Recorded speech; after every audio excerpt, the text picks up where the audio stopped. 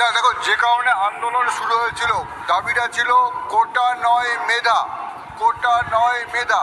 সেখানে যে 100% মেধা বা এরকম ব্যাপারটা ছিল না, কিন্তু এখানে 93%, মানে 93% মেধা।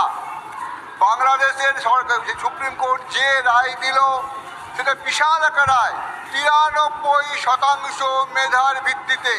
বাকি যে 7% আছে তার মধ্যে 5% আছে যারা আছে মুক্তিবাহিনী, আর 2% যেটা আছে সেটা হচ্ছে নিতত্ব, মানে যারা ক্ষুদ্র জনগোষ্ঠী 1%, 1% প্রতিবন্ধী বা অন্য লিঙ্গের মানুষদের জন্য। অর্থাৎ এই রায় একটা বিপ্লবের মতো রায়, বিপ্লবের মতো রায়। যে ছাত্ররা যে আন্দোলনটা করেছিল, যে দাবিটা নিয়ে যে আন্দোলন করেছিল, সেই দূর থেকে দেখলেও নয়, কাছ থেকেও দেখলে বোঝা যাচ্ছে সেই আন্দোলন যদি একমাত্র মেধা নয়, কোটা নয়, মেধা যদি থাকে, সেই আন্দোলন সফল হয়েছে। একই সঙ্গে সুপ্রিম কোর্ট যেটা বলেছে, আজকে 9 জন বেঞ্চে যে সুপ্রিম কোর্ট ছিল তার মধ্যে 7 জনই যেটা কথাটা বলছে, এই হাইকোর্টের রায়কে ক্যান্সেল করে দিয়েছে। এবং একই সঙ্গে বলেছে এই যে 93% সেটা সরকার ইচ্ছে করলে আরও বাড়াতে পারে মেধার জায়গাটাতে।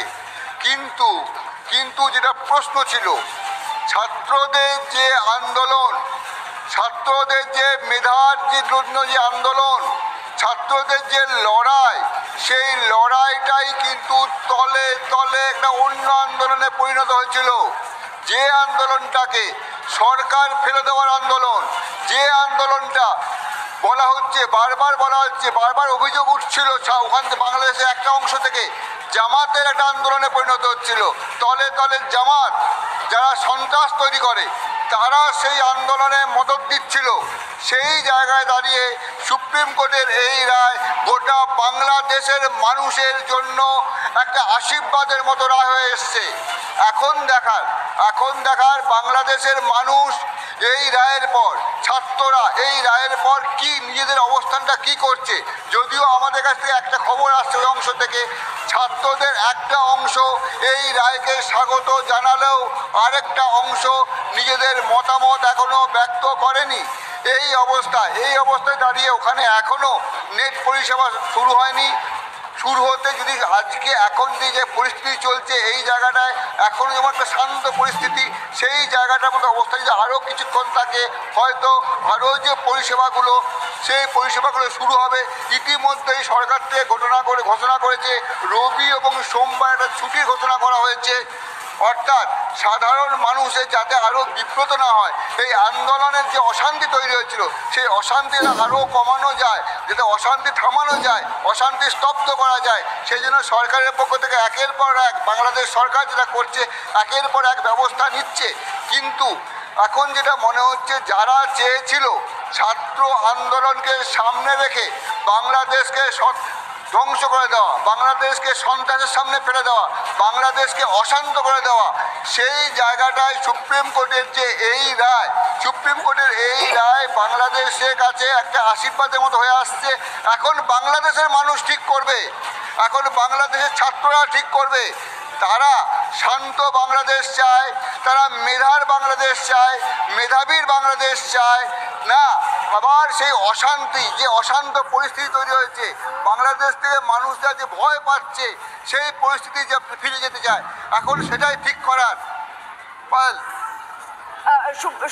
শুভ্রাংশু, আমি আরেকটা প্রশ্ন তোমার কাছে করতে চাই। বারবার একটা বিষয় উঠে আসছিল যে এই যে ছাত্রদের আন্দোলন, ছাত্রদের আন্দোলনে সীমাবদ্ধ ছিল না, সেখানে বহিরাগত শক্তি কাজ করছে, বিরোধীরা খোলা জলে মাছ ধরতে চাইছে, এরকম সম্ভাবনা বিশেষভাবে জোরালো হচ্ছিল। সুপ্রিম কোর্টের আজকের এই রায় বাংলাদেশের যে সার্বিক পরিস্থিতি, যে নৈরাজ্যের পরিস্থিতি, সেই পরিস্থিতিতে কোনো বদল ঘটাতে পারে কি মনে হচ্ছে? দেখো, যেটা ঘটনা ঘটলো, এটা দেখো পুরো খুল্লা হয়ে গেছে। ছাত্ররা যে দাবি করেছিল, ছাত্রদের দাবির মধ্যে কোনো অন্যায় ছিল না। পড়াশোনা করছে কিন্তু চাকরি পাচ্ছে না, তার কারণ কি? ওখানে কোটা হয়ে আছে, কোটা সিস্টেম। ছাত্রদের আন্দোলন ঠিক ছিল, কিন্তু প্রথম দিকে ছাত্রদের যে আন্দোলন ছিল, সেই আন্দোলনের মধ্য দিয়ে যে নামগুলো বলছি, জামাত, সঙ্গে সঙ্গে বিএনপির একটা অংশ, বা বিএনপি পুরোটাই জামাতের ঘনিষ্ঠ, এবং এই যে আরও যে অংশ, যে অভিযোগগুলো আসছে, এবং বাইরের শক্তি, যে শক্তিগুলোর কথা বলা হচ্ছে, যারা তারা ভারত বিরোধী একটা স্লোগান তুলতে শুরু করেছিল। তুমি যদি আন্দোলনের ছবিগুলো দেখো, ছাত্র আন্দোলনের মধ্যে দিয়ে বারবার কেমন একটা ভারত বিরোধী স্লোগান উঠছিল। সেই জায়গায় দাঁড়িয়ে একটা অশান্ত, এই যে উপমহাদেশ যে শান্তির পরিবেশ হয়ে আছে, ভারতের সঙ্গে বাংলাদেশের একটা সুসম্পর্ক হয়ে আছে এবং এই সুসম্পর্ক দুই দেশ বজায় রাখতে চায়, দুই দেশ চায়, দু দেশের উন্নতি চায়। সেই জায়গায় দাঁড়িয়ে কিছু বহিরাগত শক্তি যারা চায় না এই উপমহাদেশের উন্নতি হোক, সেই যারা চায় না, তারা যারা লোকাল, যারা সন্ত্রাস, যারা জঙ্গি গোষ্ঠী তৈরি করে, যেমন জামাত, আমি বারবার বলছি জামাত, এই জামাতের মাধ্যমে এই ছাত্র দলের মধ্যে একটা বিক্ষুব্ধ অংশ তৈরি করিয়ে যারা ভারত বিরোধী অবস্থান গড়ে তুলতে চেয়েছিল, এমনকি গোটা বাংলাদেশকে, যে বাংলাদেশ সকলের মনে আছে, বাংলাদেশে আজকে বাংলাদেশ হয়ে ওঠার পিছনে ভারতের ভূমিকা, ভারতের অবদান, যেটা ওখানকার যে প্রধানমন্ত্রী শেখ হাসিনা বারবার বলেন, বারবার তিনি সে একই কথা বলেন, বাংলাদেশের স্থানীয় সাধারণ মানুষ যাদের মধ্যে অন্য কোনো ভাবনা কাজ করে না, তারাও সেটাকে স্বীকার করে এবং দুই দেশের সম্পর্ক অত্যন্ত বন্ধুত্বপূর্ণ।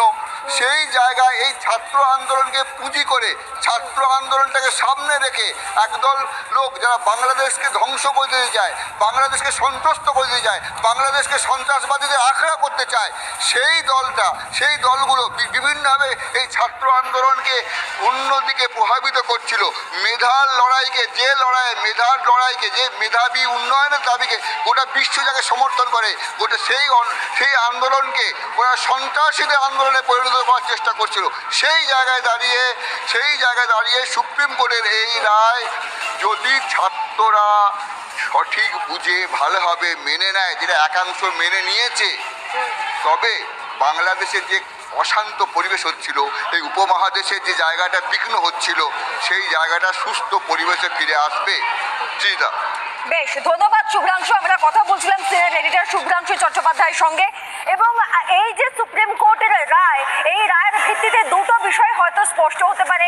এক, ছাত্রদের মূল মুভমেন্ট যে কারণে ছিল, মূল আন্দোলন যে কারণে ছিল যে মেধার ভিত্তিতে জায়গা দাও, তারা 100% জায়গা চাইছিল, সেখানে সুপ্রিম কোর্ট কিছুটা রেখেছে সংরক্ষিত এবং সেই জায়গা থেকে তাদের দাবি দাওয়া যেমন কিছুটা পূরণ হচ্ছে।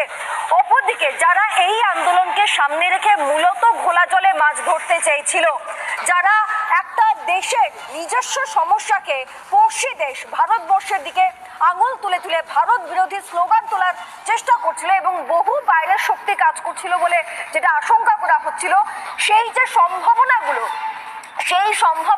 শিথিল হয়ে যেতে পারে বলে অন্তত মনে হচ্ছে।